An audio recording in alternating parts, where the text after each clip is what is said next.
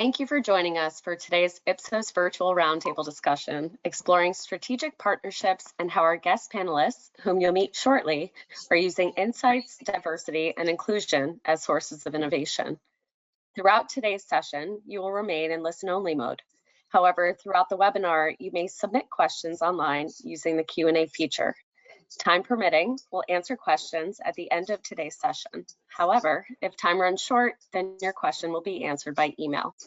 Today's webinar is also being recorded and will be directly emailed to you. Now, without further ado, it is my pleasure to welcome today's panel moderator, Janelle James, SVP, Head of Cultural Intelligence with Ipsos in the US. Janelle, you have the floor. Thank you. We are so thrilled to be with you today for our strategic partnership webinar. It's a momentous occasion, not only because we have an excellent lineup of panelists who are rockstar executives and entrepreneurs, but also because even though we're a few days past August, Black Business Month, this is our 4th annual webinar that also celebrates women and minority-owned businesses. Our topic is an evolution of last year's topic, which focused on supplier diversity. That conversation was excellent because we learned a great deal about what it takes to succeed when established and emerging businesses are collaborating for strategic sourcing. This year, this focus is all about all types of strategic partnerships because we're seeing that an old African proverb remains true. If you want to go fast, go alone. But if you want to go far, go together. Cooperation leads to greater reach and greater success for many reasons, chief among them, shared skills and resources, and a broader, more expansive perspective. 2025 has been very unique. There's more uncertainty, it's a more constrained business environment, and collaboration is an opportunity all around. So we're excited to have these leaders who are not only functional experts in operations and marketing and sales and contracts and more, but experts in business collaboration. Without further delay, let's meet our panel. I always love to start with introductions so that our panelists can place the emphasis where it belongs. So the question to the panel in terms of introducing themselves is, tell us a little bit about yourself, your title, your organization, how long you've worked in a role that touches strategic partnership, and maybe you can give us a quick example of the type of strategic partnerships that you work on today. So I'm looking at everyone's wonderful faces, and Lisette, you want to get us started? Sure. Thank you for being here, and thank you for the inclusion. Really appreciate it. I'm Lisette Arsuaga. I'm the co-CEO of DMI Consulting. I'm a partner and co-architect of the Cultural Inclusion Accelerator, which has several research tools, including SIM, the Cultural Insights Impact Measure, which evaluates the impact of culture in ads and programs. I have been the co-CEO of DMI Consulting for 15 years, and doing so, I have created partnerships through direct relationships and consulting work that we've done, whether it's looking at clients like American Express, or looking at clients like Ulta Beauty, and providing new solutions and new options for either agencies or entities for them to partner with in order to increase their footprint in diverse spaces. And the reason why it's important to do this is that many times you have executives who don't know where to go, don't know where to look, and say, you know, we'd love to increase our spend, our investment in diverse segments. We just don't know where to go and who to place our dollars with. So creating partnerships and providing those connections to client-side marketers and others provides opportunities for many executives who happen to be diverse but are incredibly talented. And I say that in an important time right now because it's important to note that these executives happen to be diverse but are incredibly talented in a time when that diversity piece is being pushed away so terribly. We have to continue to highlight that many of us have worked 10 times as hard as others in order to get to where we are. Thank you. Absolutely love that intro. Dawn, you want to go next with your introduction? Yes. Hello, everyone. I am so excited to be here. Thank you so much to Janelle and Ipsos for inviting me back again for, I think this is the third one. So my name is Dawn Carr. I am founder and CEO of Mahogany Insights. That is, we are a strategy and market research company, and our focus really is on how do we close the gap specifically between the market and Black consumers. I actually have about technically 25, I'm going to date myself, 25 years of experience working on both the client side, 10 years at P&G, as well as with larger research companies, so working with Ipsos, and then started Mahogany Insights September 1st of 2021. So we are just past 4 years. And so for me, when I think about strategic partnerships, particularly, we were talking about this the other day, it has evolved over, so if you would have listened to me 3 years ago and where you listen to me today, it's evolved. But really the focus of it for me is how do we push the mission forward given where we are today? And that means that strategic partnerships play such a big role in how we think about closing the gap with this segment. Because the information is so dispersed throughout. Everyone has a little bit of the culture. So as we think about how we drive insights, how we close gaps with clients to be able to better understand this group and deliver the marketplace, we have to rely on so many different parts. I mean, we've got basically 5 different areas of strategic partners that we look at with and work with now in order to deliver the best solutions for our clients. So big part of what we do. Love that. Thank you. Adrienne, I just saw you nodding, so we'll go to you next. Yes, no, I love the energy. Thanks for having me here. I'm very excited. So I'm Adrienne Lucas, and I'm the head of diversity, equity, and inclusion and strategic partnerships for an advertising nonprofit called the One Club for Creativity. And our mission is to celebrate creative excellence. We're a bit of a unicorn in that regard. And I've been in this role for 6 years. But prior to this, I worked in the legal profession. I am a trained lawyer. That does come up sometimes. And I worked in higher education. And in terms of partnerships, it varies for me, and that's what makes my job so fun. So for Capital One, for instance, that may look like highlighting some of their Black-owned businesses at a conference that I'm the executive director of called Where All the Black People. In Atlanta, I worked on an event with an indie agency called Chemistry, where we brought together business owners and creatives in the Atlanta area. In Toronto, I worked with Ernst & Young, where we brought creatives into their office where people said, I had no idea that Ernst & Young had an interest in creativity. And so it's all about melding community needs with also what the company needs for organic synergy. So that's what I do. Love that. Charmaine, you're up next. Hi, everyone. My name is Charmaine Taylor. I'm the Senior Vice President of Financial Partnerships at Wyndham. Super thrilled to be here. Thank you, Janelle, for including me. My background, I'm a bit of a transformational junkie. So I consider myself as someone who helps brands go from good to can't stop talking about it. Over the past 25 years, I've had a breadth of experience. So I've led billion-dollar hotel portfolios. I've scaled startups at warp speed and help them IPO or go into some sort of sale. And I love a good P&L. So maybe my financial partnerships is a good fit for me.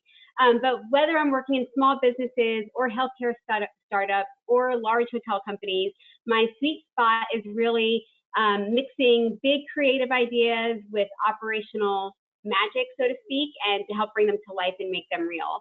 So I truly believe that growth comes from making customers and partners feel like they are the only one in the room, making them feel special, valued, cared for.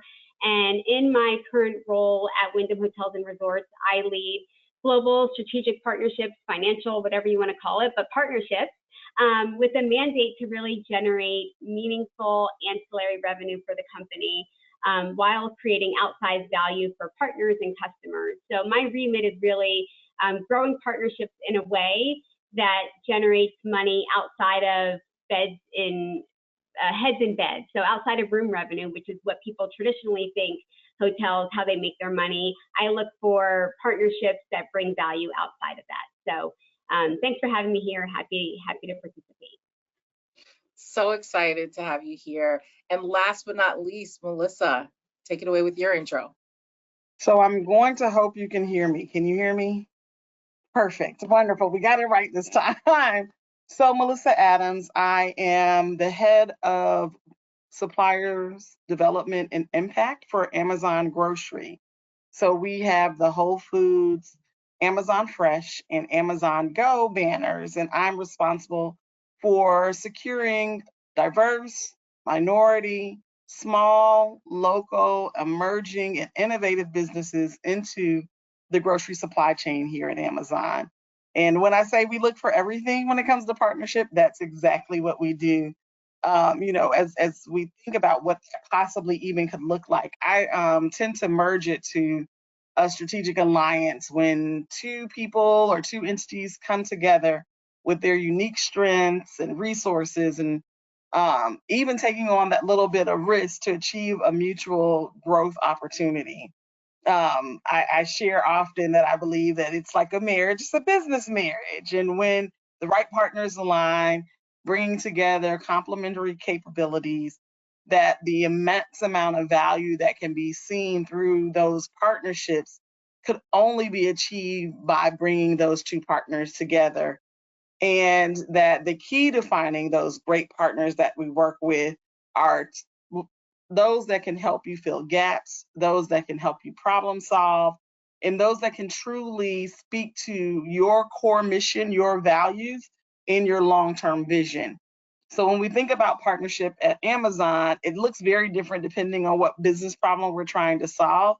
But at the end of the day, I do believe that we achieve value through working with an immense amount of amazing companies and people that make up those companies to bring solutions to our customers. I absolutely love what each of you shared because it just demonstrates the dynamism and the variety of collaborations that drive success in your work. The next question I have for you is an interesting one, a creative one, or a weird one, depending how you look at it. I would love for you to come up with your strategic partnership nickname, a name that tells me and the audience what your priorities are when you are doing this work. Okay. Charmaine, you want to get us started with a nickname? Sure. I would give myself the nickname Revenue Alchemist because one of my main goals is turning partnerships into gold for everyone. So all sides win, designing really win-win strategies that drive revenue and relationships for everyone. Fantastic. Lizette, what's your nickname? So as part of our consulting work, what we focus on is the inclusion of all, like making sure that every segment is considered, every segment is seen and feels valued. As an entrepreneur, having, a couple of different companies and also doing industry work, I feel like inclusion is so important, but thinking about it in innovative ways all the time so that people don't say, yeah, whatever, so that they are like excited about innovation of inclusion all the time. So because of it, I'm going to go with inclusive innovator. Love that as well. Dawn, what's your nickname? My nickname for strategic partnerships is the DJ. And the reason it's the DJ is because when I think about a DJ, the DJ doesn't create every sound, right? They bring together these voices, they mix them, they put these things together, and it elevates it to something better. And particularly in the work that we do, there's just so much there's so much knowledge like spread out in all of these places that isn't necessarily contained when it comes to understanding Black consumer behavior, for example. So when I think about partnerships, my job is how do I figure out how do I elevate the right voices? How do we bring in the right creativity? How do we match what we're doing with what our clients need to get to the right level? How do we think about design and also how we think about the way we recruit and do all of that? So I think about it like we're mixing something together to make something better and hopefully like something that's better that lasts longer. Like it's almost like you're creating your own groove or your own soundtrack that lives on when we leave. Okay, love that. Melissa, what's your nickname? So I thought about this as everybody was sharing theirs, and I'm like, wow, okay, so I had one in mind, and then I was like, well, wait, I need to evolve it just a little bit.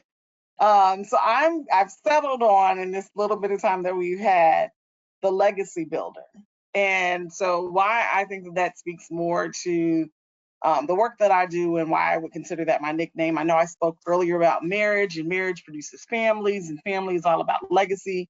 And when I work with entrepreneurs and founders, that is literally where everyone starts about with their why. It's their family. They were solving a need for someone in their family. They were coming up with a project that could help bring about solutions for someone in their family. And then when we talk about what the longer sustaining piece of that is, they always speak about their legacy. And helping companies be able to build those legacies for their family is truly what I think makes me wake up every morning and do what I do. So I'm going to settle on legacy builder. And as we continue throughout the conversation, now I'm going to really be thinking about it because I really like the DJ too. I'm like, oh, we have it all on the line today. No, they're definitely all inspiring. Last but not least, Adrienne, what's your nickname? Yes, I'm inspired by all the creativity here. I'm going to go with the dot connector. So because I work for an industry agnostic organization, with it being a nonprofit, I get to talk to so many different people from all different types of organizations. I also travel a lot for work, and I like to just hear people's stories. And as I hear people's stories and learn about them, I keep a mental Rolodex. And so I might say, wow, what this person in London is telling me matches really well with what someone in Brazil is telling me, or what someone right here in New York is telling me. And it's really about connecting the dots. And it's not always instantaneous. Sometimes it may be a year, 2 years, 6 months down the line. But then I'm like, I need to connect person X with person Y because there's some synergy there and some magic that we need to make happen. So I am the dot connector.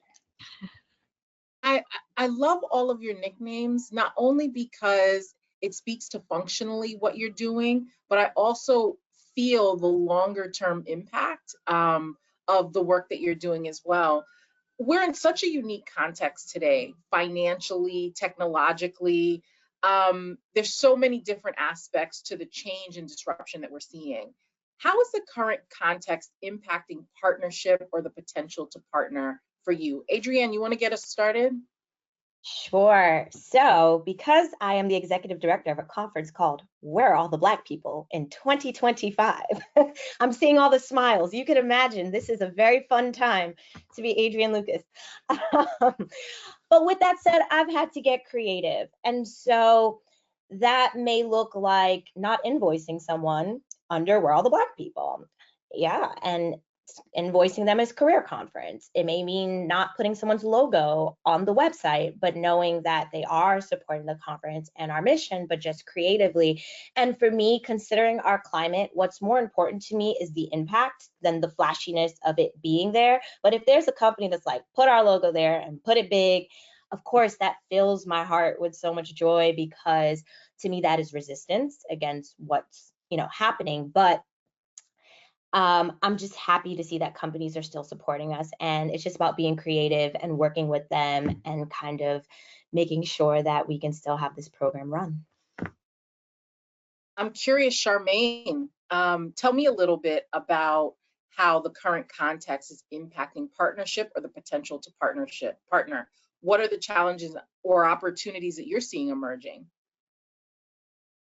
Yeah, so I think on the opportunity side, what we're seeing is the acceleration of technology and data-driven personalization really opening up new ways to engage our members and create value. So businesses are I think are really looking for more innovative, cost-effective solutions to differentiate themselves, and partnerships, in my opinion, allows us to bring those solutions to market faster. At Wyndham, our scale and our member base, we have over 100 million members, is attractive to partners who want that reach. And then Wyndham gains that ability to introduce new services, perks, digital experiences to enhance our member loyalty. So that's the win-win that we look at from that perspective. I think on the challenging side, there's rising costs, there's economic uncertainty, there's shifting consumer expectations, and it requires partnerships to be more carefully and thoughtfully designed. So it's not enough just to align logos, like I've been dying to work with Amazon, but Melissa, but why? Because I love the logo. I mean, I love the logo, but it's beyond. It has to be more than I want that brand. You know, it has to really be thinking around what are the shared outcomes. Why would Amazon want to partner with Wyndham? What do I have to offer there?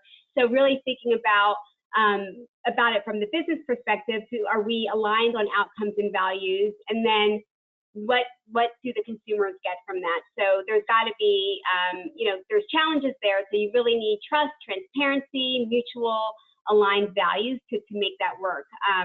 But, you know, overall, I do think this focus on data and personalization and being focused on outcomes has become a larger, more prevalent kind of topic within the context of the economy and technology. I love the range that both you and Adrienne have spoken to in this moment. And I know there's a lot of nuance there. Lizette, tell us a little bit about the either challenges or opportunities you're seeing from a partnership perspective today. You know, I think that a lot of companies from, you know, that we're looking at are still looking to prioritize inclusion, but they're not quite sure how to do it. They're not quite sure how to move forward without making mistakes, because those mistakes right now seem to be so overwhelming that they're not necessarily stepping forward as fast as they have in the past, because they want to make sure that they get it right. So from our end, one of the things, you know, we're doing a couple different things. Number one, we're focusing on growth. Partnerships that are inclusive are going to maximize your growth, number one. And number two, they're going to meet the expectations of consumers, because we know that regardless of the noise, the majority of consumers, especially, you know, the younger they are, the more they expect, are looking for brands that share their values, and those values are about inclusivity. So that's, you know, one of the things that we're doing.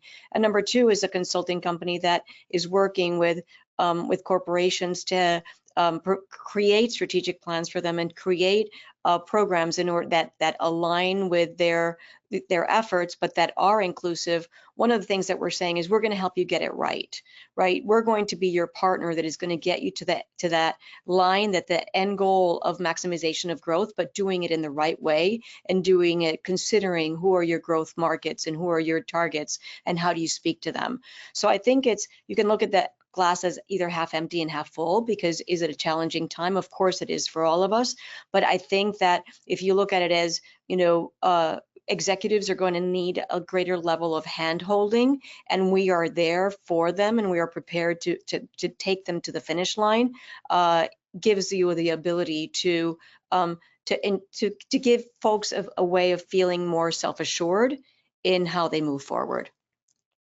I love that all of the opportunities you talked about were grounded in what consumers need and expect today. Absolutely phenomenal. Dawn, tell me a little bit about the challenges or opportunities that you're seeing.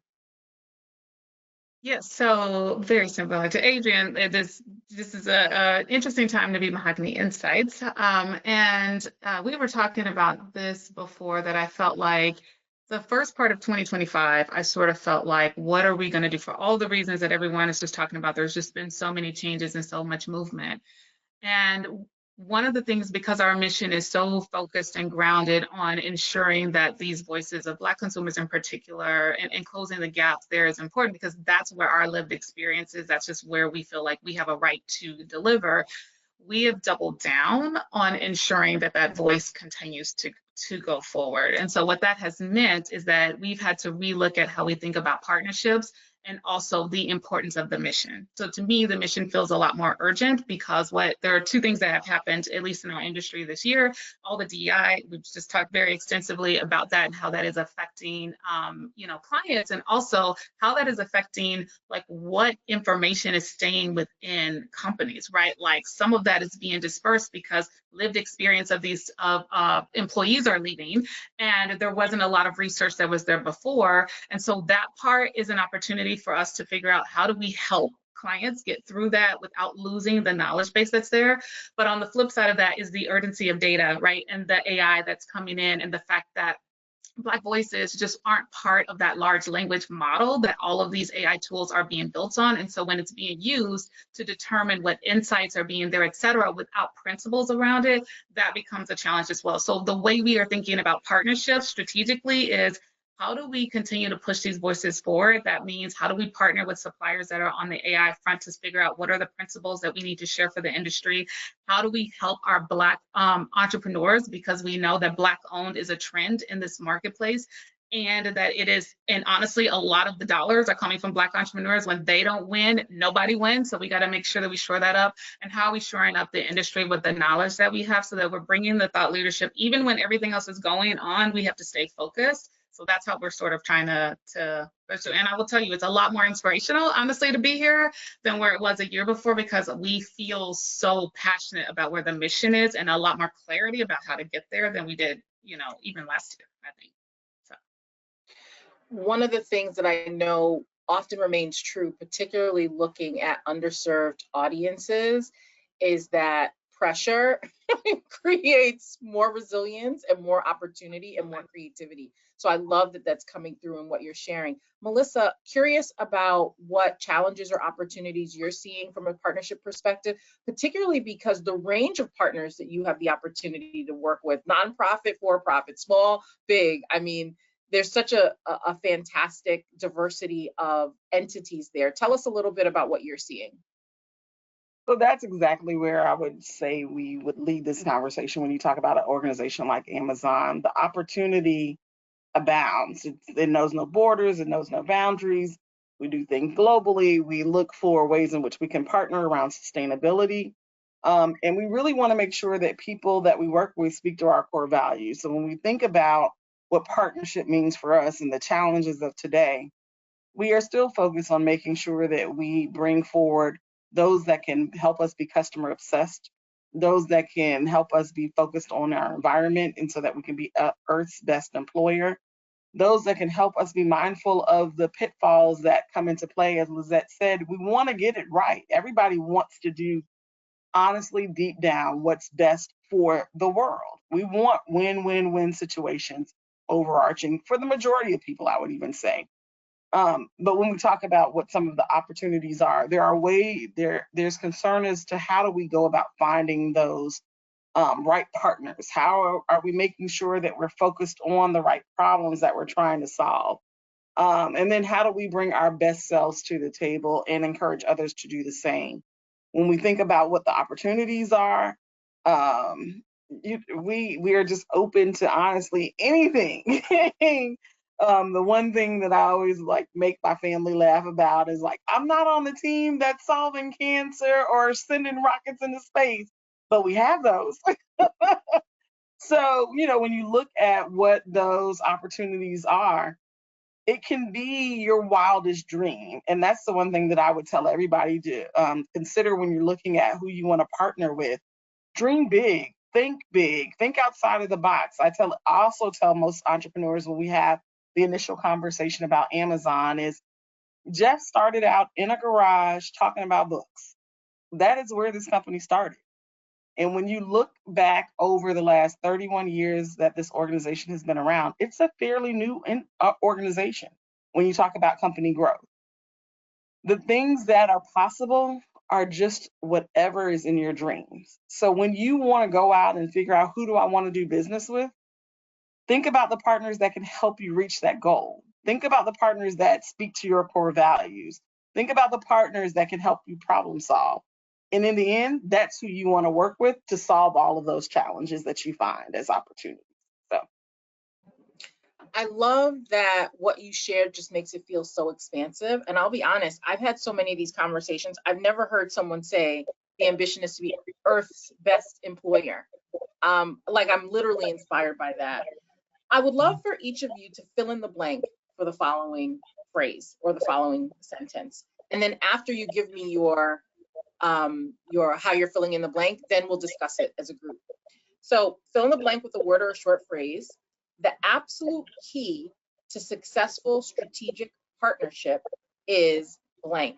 Adrienne, how would you fill in that blank? I would say authenticity. Authenticity. Dawn, how would you fill in that blank? I was gonna say authenticity. I will also say respect. So it's going. Respect. Lisette, how would you fill in that blank? I would say mutual understanding of where the other party's coming from and what they bring to the table. Okay, mutual understanding. Charmaine, how would you fill in that blank?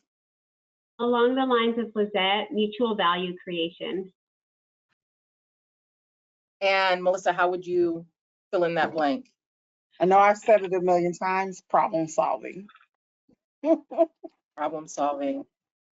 I mean, I guess I shouldn't have been surprised, but I love that all of the words or phrases that you've used really speak to cooperation and mutuality. And I guess that is the topic that we're here. But tell me a little bit more. I would love to, as you think about your key principles for success when you're partnering, is there anything that specifically is rising to the top today, given the challenges that you're seeing, given the consumer needs that you're seeing, given the vast opportunities that exist despite the current context? Charmaine, what are you thinking about? So when I think of mutual value creation, for me, if it's a one-way street, it's not going to last. If only one partner is winning, it's not sustainable and it won't grow. So true partnerships are a true two-way highway, I suppose. We pilot all the time, partnerships, because we like to get the data, the understanding, the insight to see, hey, is this scalable? Is this sustainable? Is this something innovative or game-changing in the context of hospitality? Is this something that both parties are equally committed to? I think that trust, innovation, sustainability, all of that kind of can fit under the umbrella of mutual value creation. And the partners that have succeeded, for me, have been ones where you can empathize, you can put yourself in the shoes of your partner to say, hey, why would this work? How would this benefit you as much as me? And those are the ones that build and grow over time. Partnerships that fizzle out in a year tend to be the ones that are more short-sighted, ones that maybe somebody on my team will be like, oh, this will bring in $10 million, in a year. Great. But what are we seeing over time, and how can you grow and nurture that partnership over time to be something more? So I tend to look at the partners that probably people have never even heard of, that might be small, and nurture it. And then in 2 to 3 years, it is, multi-million-dollar perhaps benefit, or it's benefiting the community in a way that we never thought, or our customers in a way that we never thought, or to Melissa's point, the environment or the earth in a way that we never thought. So just looking at partnerships in a way that is not so short-sighted and this year impact, but how can you grow and potentially nurture partnerships to be more things to more people, to a larger community, to even the planet over time, if you have that mutual kind of interest in value creation. Love that. Lisette, as Charmaine was speaking, I started thinking about the range of businesses and organizations that you support, and the vision that I've heard that you've had in so many ways. Tell us a little bit about long-term versus short-term and how you see that manifest in strategic partnerships. As Charmaine was speaking, I'm in agreement with, everything she was saying. And then I was also thinking that, one of the ways that also we can succeed at everything you were saying is that creating KPIs in which the other party can win. And I actually think that one of the mistakes that we make when we're creating partnerships is that we evaluate new partnerships the same way we've evaluated previous partnerships. And then what happens is that we're setting that entity up for failure because they might not be able to deliver on the same KPIs that we've established before. So I think it's really important to be able to be forward thinking and to be able to be thoughtful in those considerations, and whether that's at the industry level and the work that we've done at AIM in creating industry KPIs for inclusivity have a lot to do with the fact that we want to be able to succeed in the partnerships and in the work that we do at the industry level, because if we succeed at the industry level, then individual companies are going to follow those success stories, are going to follow the course of the industry and say, I want to be a part of that. And if we fail at the industry level, then companies have an excuse to not move forward and not create those innovative KPIs that allow us then to have win-win partnerships in place for the long term. I love that, because it almost, oftentimes when you think about partnership, you think about two organizations working together, and you think about things that are a little bit more grassroots, but yours feels almost kind of top down to set the standard and expand. So absolutely love that. You also mentioned some of the pitfalls that you see. I'm going to open up that question to everyone. What are some pitfalls that you're seeing when it comes to strategic partnership? Dawn, did you want to weigh in there? Yeah, and yes, and I would love to even provide a little bit of I know you got Go for it. a lot of entrepreneurs in the room, so just thinking about how to evaluate strategic partnerships when you're on the opposite side and what to think about, because when I think about working with these larger companies, there are 4 things that goes through my head. And the first is like a couple things that are mentioned, but one that I feel like is the pitfall. So one is does it move my own personal goal forward? The second is around the mission align and the values align. I think we've talked a lot about that. And really from your point of view too, I think sometimes as entrepreneurs, we go in, we're just give us just anything, we'll take it. In the beginning, that's how I felt.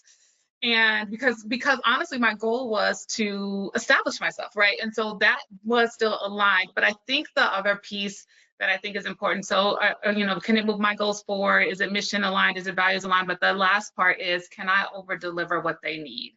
And I think that for me is key. And I would even say can I overcommit and over deliver? And when I say overcommit, I'm not talking about overcommitting to necessarily the client, but overcommitting to myself. Because when you get an opportunity to work with these companies, your goal is to walk away with that experience better than where you came from. And that means that you have to set bigger, better goals for your own self about what you're trying to get out of it, which may or may not be exactly what they're implementing, right? So as we're thinking about that, I think that that's critical, because at least for my success has been, we're going to get in here, we are going to over deliver, not under promise and over deliver. We're going to over promise, over deliver, because we're going to stretch ourselves so that we can actually be at these levels that everyone is sort of talking about here, that they see in who you are. So I think that that's when I really think about what success looks like on the entrepreneur side, it's that key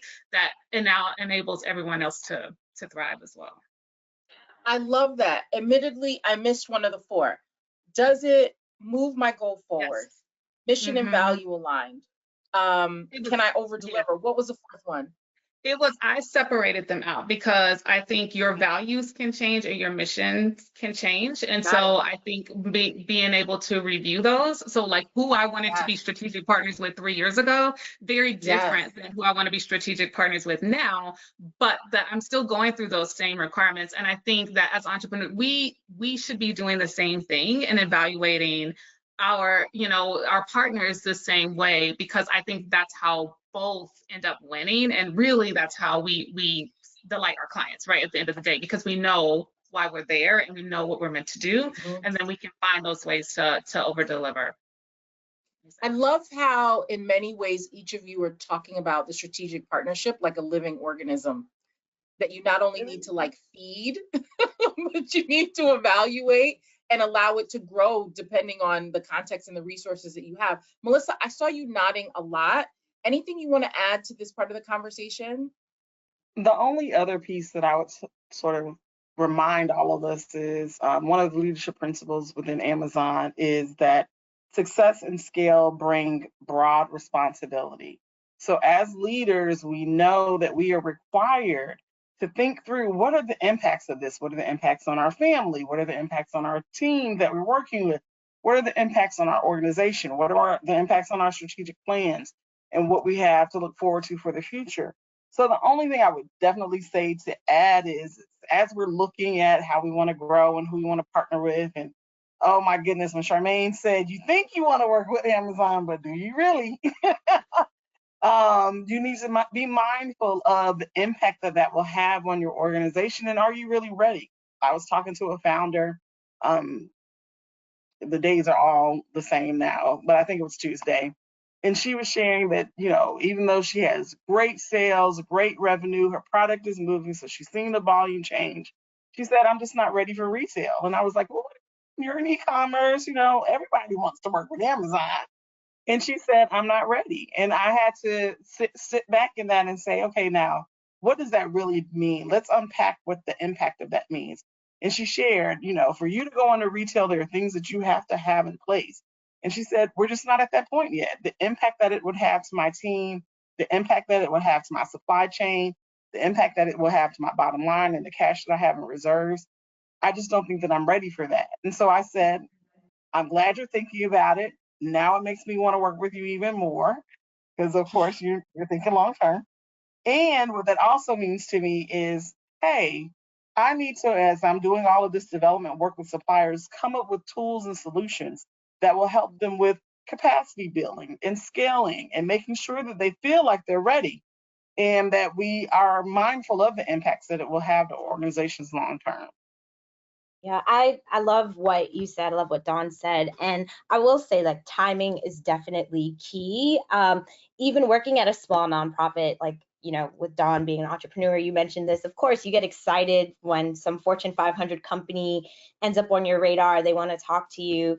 But, you know, it may not be the right time to partner. And it may seem like, why would you turn this money away? But it's like, if you take your time and really map it out, do your research, really find something that's a win for them and for you, that, you know, what comes out of that will be much bigger and probably more sustainable and a repeat partnership versus rushing to something in that moment that won't have as big of an impact in the long term. And so sometimes it's that timing, it's knowing when to say not yet. And it's not because you're scared, but it's because you're being intentional.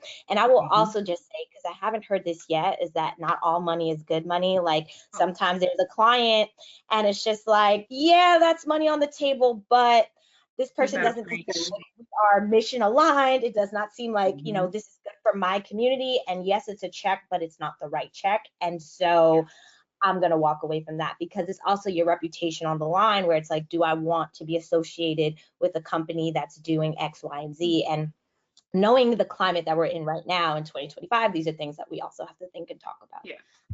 And that was so good. Can I just say one thing? And I don't, but like, that was so good, because I think that the part, because we're now working with entrepreneurs as well. And it's like, what I find is everyone's just rushing to get Amazon. They just want it. But it's like, if you don't know what your own goals are, they can't even tell you what your goals are. Like your goals for your company are, or like, what is your real mission other than making a lot of money and getting Amazon?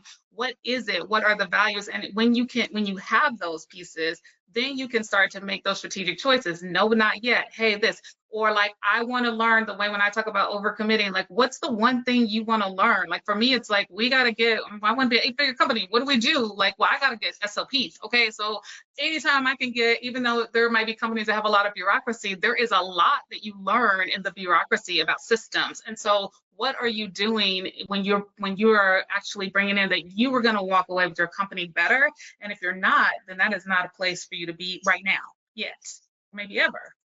That was just so good. Sorry. No, absolutely love that. And I love that, you know, when we started the session, we talked about one African proverb: if you want to go far, go together. But I'm hearing another one, which is, to whom much is given, much is required. So love that as well. I'm curious, what connections do you see between strategic partnership and innovation? How has it been, or how can it be, a source of innovation for your organization? Who wants to get us started with that one? Well, Charmaine, you get us started with that one, because so much of what you're doing is about creating new revenue streams. That's all about innovation. Let's hear some more. Yeah, so I think there's a great tie-in between partnerships and innovation, because when you are looking to partner with somebody who is bringing in a different perspective, different ideas than your company might be, that's just a ground for innovation. One of the things that we worked on at Wyndham was we wanted to find a way. Wyndham's all about having something for everyone. So we've got 9,000 hotels. There's something for everyone out there, whether you're luxury or mid-scale or whatever. And so we were looking at trying to find ways to bring financial tools to everyone. So we've got this co-branded credit card. Credit's fine, but how do we serve a younger demographic who maybe is credit averse or who doesn't like credit, they want cash? And so we were kind of scratching our heads, and we looked at fintechs, at all these different companies. Who can we partner with to just go brainstorm about ways of bringing a potential product to a completely different demographic? It wasn't our sweet spot. It wasn't our, we weren't experts in that area. And so I think one way that we can bring partnerships to kind of solve problems or to be innovative is by thinking outside of the box. And so we found, a partner who was great in this space, and we're able to launch kind of the first hospitality debit credit card in the U.S. where people can, earn points, do all the things that you like to do, but it stays away from credit and it's more of a debit product. And I think partnership in general fosters innovation when you, again, are looking at putting yourself, as I said, empathizing, putting yourself in the shoes of the partner. So, and collectively thinking through markets or demographics or personas that you would not have ever tackled. Wyndham's an old company, and our demographic is 45 plus old white men, and so we want to not be just that. And so we need partners, we need mindsets, we need perspectives that are outside of that. And partnerships, I think, really play a great part in, again, getting that perspective, getting those other opinions from different demographics to go after markets that you might not have. That's just a personal kind of, or more of a company specific, but I do think that they're deeply connected because of the diversity in perspectives and experiences and resources and tools that a partner can bring to the table. Adrienne, I saw you nodding first. Given you're the dot connector, given you're in this really interesting space where you're working with a variety of companies, tell me a little bit more about how you see innovation and opportunity through partnership. Yeah, literally the first question that I ask people when I talk to them is, tell me your story. And people are like, oh, what does that mean? And I'm like, answer it however it feels organic to you. And sometimes it starts, well, when I was a child, and sometimes it starts with their career, but it helps me get so much insight into this potential partner and what their goals are. And then I tell them my story. That leans into what I was talking about earlier about authenticity as well.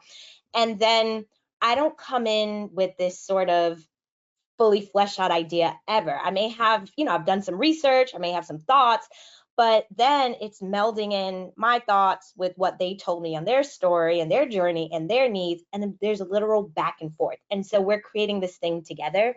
My least favorite thing, and my coworkers know this about me, I hate copy and paste concepts.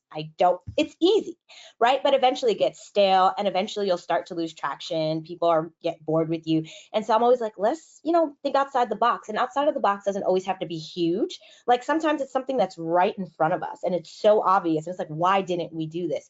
But it's just being creative, being open to people's stories. Also, I've done focus groups as well with our audience, and I've just grabbed people and I'm just like, what do you want us to do? Because I don't think I know all the answers, but I do think that I'm connected enough to the community that I can get access to the answers. And so I'm just always open to listening. And I think that's where the innovation comes, and that's where the good ideas come from. I love that the innovation is coming from co-creation and from listening to the people that you're serving. Always a fan of research as well. Also curious, we're on the heels of Black Business Month. What roles do women and minority-owned businesses play in strategic partnerships? Really curious, given so much of our conversation has been around, expansive perspectives, bringing in new skills and opportunities. I want to start with you, Melissa, given your role in supplier development and impact is so inclusive. Tell me a little bit more about how you see their roles in strategic partnership. So where I will lead with is being customer obsessed, being focused on how to solve tomorrow's problems today. When I think about the role that minorities and women and all of those that make up the inclusive supplier space, I really want them to lean into things like artificial intelligence. It is here. It is not coming anymore. It's here. If you have not come up with a strategic plan around how you're going to integrate AI into your ways of working, you're already behind the 8 ball. We want people that can help us with solving problems.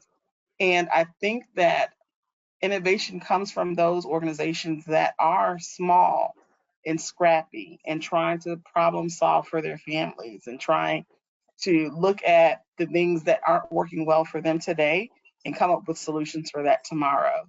Those that may be differently abled and they're find inconvenience in things that we think are regular and the normal. And they come up with solutions that we haven't even thought about, or those that are focused on sustainability and the way in which we can go outside of ourselves, those of us that are here in the United States, and look beyond that and say, how can we problem solve for the world? When you're looking at those suppliers and founders that are focused on innovation and the way in which we will work in the world tomorrow, those are the ones that I think will win continuously. Those are the people we want to bring to the table. And those are the ones we want to give voice to. So not only do you say you want your seat, but once you're sitting at the table, how are you using your voice to enact change and to make a difference?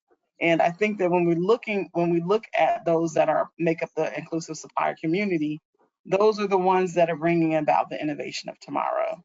Those are the ones that are going to push us forward further than we can even dream today. One of the things I also tell my team often is, if we're trying to figure out a solution for something, there's somebody tinkering in their garage that has already figured it out. It's our job to find them. It's not our job to try and figure out how to create it. It's our job to find the subject matter experts, and I think that that's what this community is. I love that the onus is on you and your team to find the innovation, particularly as opposed to creating it. Speaking of technology, speaking of media, how do social media at large, and creators impact partnerships today? What role does visibility of partnerships, does audience reach, how does all of that impact business growth and innovation? I'm curious what your thoughts are. I think that the role of like the super influencer is diminishing a little bit. I think that people are now moving to a space where they are earning trust with the micro influencer. So when you're thinking about things like media and social media and presence and creative content, I think for larger brands specifically that I've been working with, they are looking for the mom that uses the product on a daily basis that can evangelize about what their product has done for their family versus the hyper celebrity where they may not see any sales that just has a coupon code that they may say something about once or twice per your contract. They want to identify those influencers that can truly drive more traffic because they become the eczema advocate and they've tried all of the 15 different oatmeal brands on their child. And so they know that your product is the best one. And they talk about it all day, every day. That's the person that I think that social media is moving to. It's not going away. We know it's not. I mean, the whole notion of TikTok and everything that happened with that shows us that it's not. So I think that as entrepreneurs, your key, especially if you're a product-based business or if you're selling a service, you want to identify those influencers that can help you move your message, not necessarily the product that you're selling today. That's going to be the key differentiator as you look forward in long term. Mm-hmm. I think we talked about it before. It's all about the authenticity. And I think that's one of the reasons why we're going in that direction. I agree with you, Melissa. And it's about, some of these influencers, the loss of authenticity. Sometimes it's perceived to be present, whereas the ones that you're talking about, they're looking for like authentic storytellers. And, I think about when we worked a few years ago with Guthy Renker on Proactive, and I was so impressed by the fact that when they find brand ambassadors, they find brand ambassadors ambassadors who actually use Proactive when they had, acne, and have pictures of their acne that are true pictures. They're not developing this because for them, they wanted these people to speak from the heart and talk about, like, you know what, I felt ugly with acne and I had all these issues that so many, adolescents have. I remember with my daughter, she would do her hair like this to cover her forehead so nobody would see the acne. And I would say, you realize that you look silly that way. But it was better to look silly than to show your acne, and to be able to have a celebrity talk about the struggles that they had in an authentic way was so important to that. And brands that find authentic storytellers move forward because consumers are so obsessed with authenticity that they know the difference between a brand ambassador that is or that is not telling their story in an authentic way. And I'll just add, I agree. I think historically, social media influencers were used for reach and awareness. So who's got the most followers, who can give us the greatest awareness to accelerate business growth. But when you think about it, they could have 10 million followers, but if it's not authentic, if it's not telling, a story that they seem genuinely interested in, you're not going to get the clicks that you're looking for, right? So I think that the social media influencers have moved from just being amplifiers to being more of the strategic partner. So how can you find that, and it could be unknown, Joe, whoever it is, that can actually bring their experience, their authentic views, their stories to an audience in a way that engages a highly